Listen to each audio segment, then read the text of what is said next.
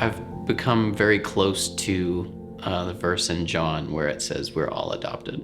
We're all adopted sons and daughters of Christ. It's just kind of an outflow of that gratitude that we have, that what Christ did for us. You know, as John and I started dating and before we got married, I kind of said, hey, I'm serious about this. Then after Camden was born, we decided to become Show Hope sponsors. I went to China in 2012. And when I was there, I Skyped John and I was like, okay, we need to adopt a kid with special needs because all these kids need families. And he's like, okay.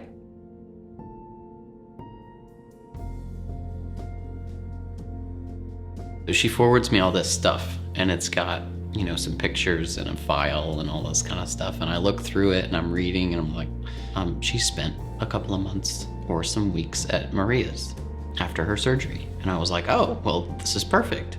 Because she's, you know, not only like the cutest little girl I've ever seen, but she's also spent time at Maria's. And she's only, you know, two years old. I called her back and said, we need to get her file locked, like that day. Him saying that he knew from the time he looked at her made all the difference.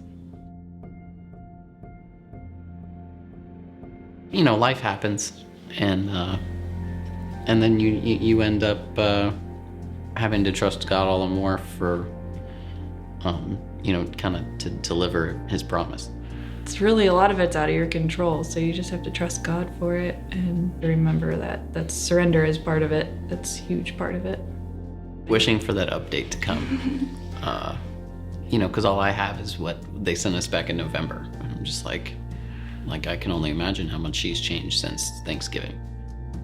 It's been too long. I just want to be together.